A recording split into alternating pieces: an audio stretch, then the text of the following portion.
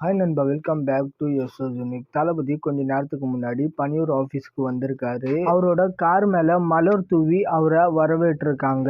அதாவது இன்னைக்கு 2ஆம் கட்டம் மாவட்ட செயலாளர்கள் நேம் எல்லாம் வெளியிட போறாங்க. அண்ட் 1 வீக் முன்னாடி தான் முதல் கட்டம் மாவட்ட செயலாளர்கள் நேம் எல்லாம் வெளியிட்டாங்க. அன்னைக்குமே தளபதி வந்து எல்லாரையும் மீட் பண்ணி அவங்கள ஊக்கப்படுத்துற மாதிரி வெள்ளி நாணயமும் வழங்கினாரு. ஸோ அதே மாதிரி இன்னைக்கு தேர்வாகி இருக்கிற மாவட்ட செயலாளர்களை மீட் பண்ண வந்திருக்காரு.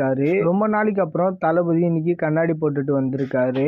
இன்னைக்கும் தமிழக வெற்றி கழகம் மாவட்ட செயலாளர்கள் அறிவிப்பு வரும். அண்ட் இன்னைக்கு தேர்வாகி இருக்கிற மாவட்ட செயலாளர்களுக்கு வாழ்த்துக்கள். இந்த பணிகள் முடிஞ்சதும் ஓரளவுக்கு தமிழக வெற்றி கழகம் ஃபுல் ஃபிளெட்ஜா களப்பணியில இறங்கிடுவாங்கன்னு நினைக்கிறேன். ஏன்னா தளபதியோட செயல்பாடுகளை வச்சு மட்டும் எல்லா ஊர்லயும் ஓட்டு போட்டுற மாட்டாங்க. ஸோ அந்தந்த தொகுதியில இருக்கிற செயலாளர்கள் என்ன பண்றாங்க, அவங்க நம்பிக்கைக்குரியவர்களா இருக்காங்களா அப்படின்னு மக்கள் பார்த்து தான் ஓட்டு போடுவாங்க. ஸோ அதனால மாவட்ட செயலாளர்கள்லாம் ரொம்ப ரொம்ப முக்கியம். அண்ட் தேர்வாகி இருக்கிற மாவட்ட செயலாளர்களை தளபதி தனித்தனியா சந்திச்சு அவங்களோட போட்டோஸ்லாம் எடுத்துட்டு முக்கியமான சில கான்வர்சேஷனும் பண்றாரு. இன்னொரு பக்கம் சென்னை ஈசிஆர் சம்பவம் ஒரு மிகப்பெரிய சர்ச்சைக்கு உள்ளாகி இருக்கு. அதாவது டிஎம்கே கொடி இருக்கிற ஒரு கார் பாத்தீங்கன்னா பெண்கள் இருக்கிற ஒரு வாகனத்தை விரட்டுற மாதிரியான ஒரு வீடியோ பயங்கரமா ட்ரெண்டிங். ஸோ நாளுக்கு நாள் டிஎம்கே கட்சியோட தராதாரம் ரொம்ப கேவலமா போயிட்டு இருக்கு. இதை கடுமையா கண்டனம் பண்ணி தளபதி கிட்ட இருந்து ஒரு போஸ்டை எதிர்பார்க்கலாம். வாரத்துல ஒரு கேஸ்